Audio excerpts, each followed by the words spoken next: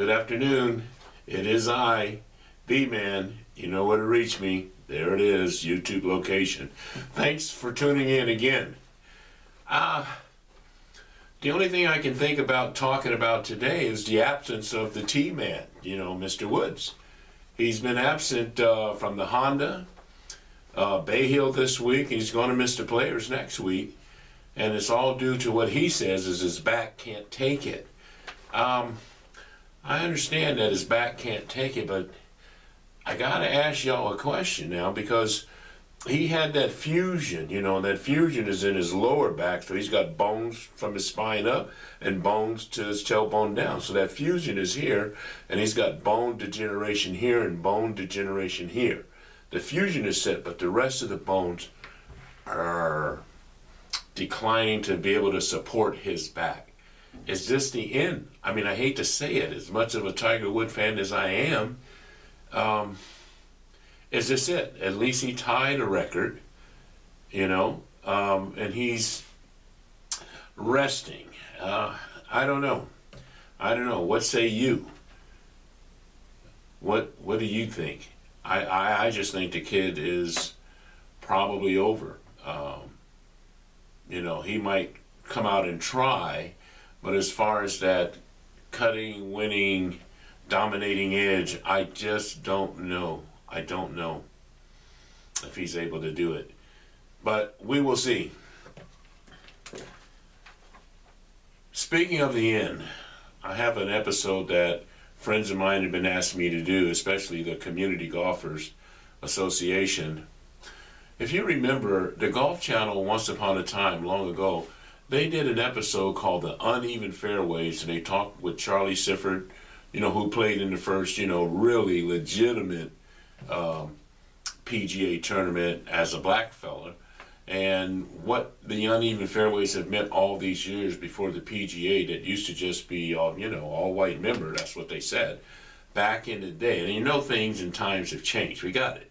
So I put together what memorable information that we've had, because I put on a tournament dedicated to the Uneven Fairways TV program, if you will.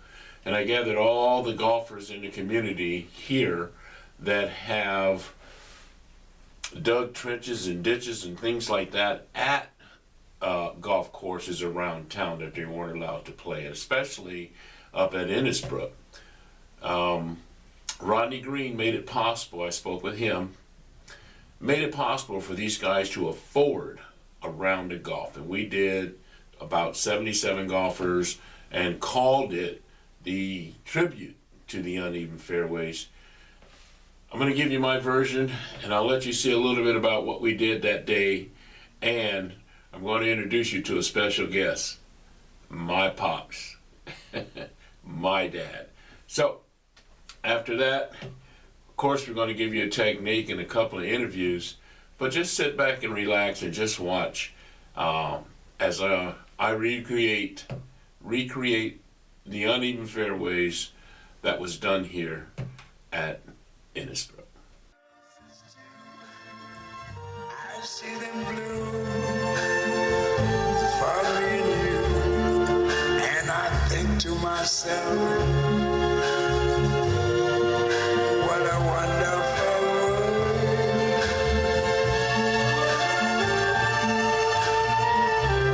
I see skies of blue and clouds of white, the bright blessed day, the dark sacred night, and I think to myself, what a wonderful world.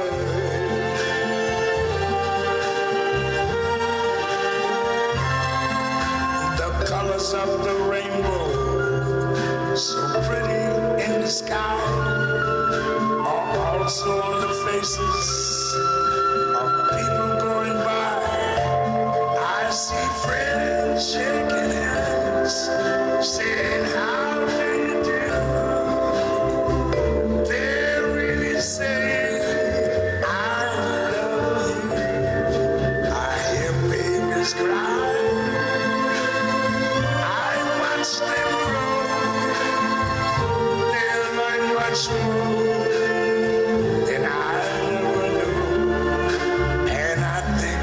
myself, what a wonderful world.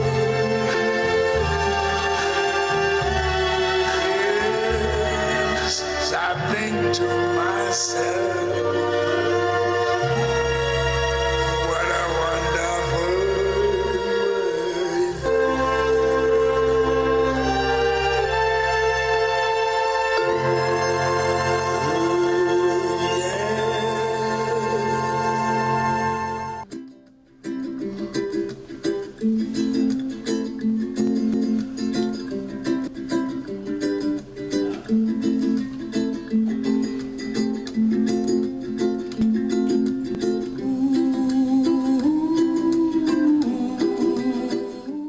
A tribute to the uneven fairways. John Shipman, recognized as the first African-American professional golfer, and Shipman competed in 5 U.S. Open championships in 1896. Charlie Sifford, one of the leading pioneers in the fight for the desegregation in golf, and Sifford was the first African-American member of the PGA Tour.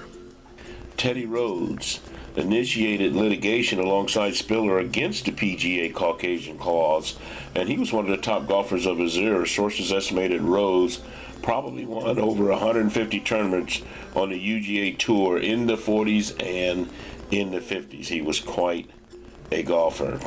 Joe Louis, he's recognized as one of the top heavyweight boxers of all time. We all know that. And Louis was also the first African American to play in a PGA sanctioned event in the San Diego Open, 1962.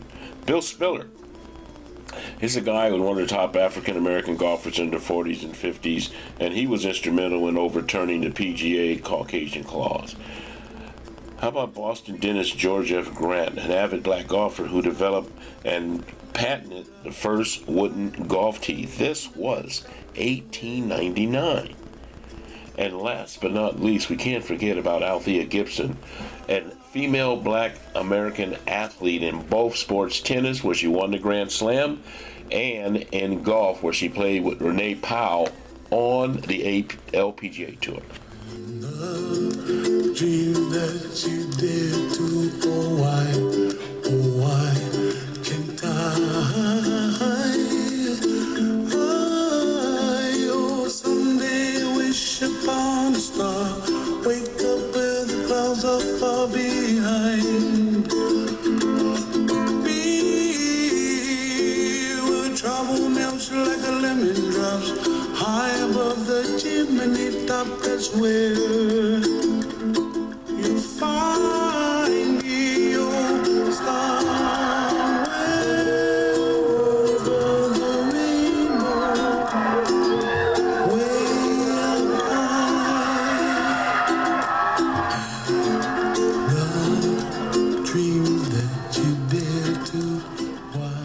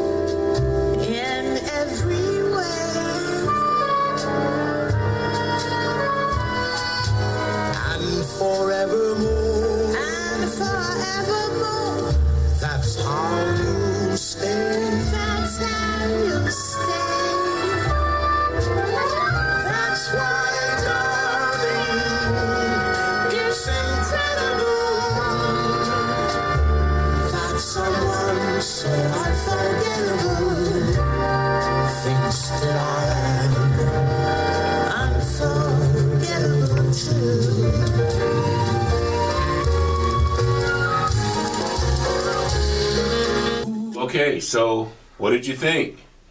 Did it do good? I tried. The certificate that I had, there it is right there. I still have one left over from the uneven fairways that we did with the community golfers here, and that's what you heard me narrating about the golfers that had contributed some recognition of their worth. John Shippen and Charlie Sifford, Bill Spiller, Teddy Rose, even Joe Louis the boxer, and that Boston dentist George Grant. So there you have it. bmangolftti. Check me out, leave a comment. All right, and just like I will always tell you, always, putt those balls like you own them and rock the baby. Be where trouble melts like a lemon drops high above the chimney top. That's where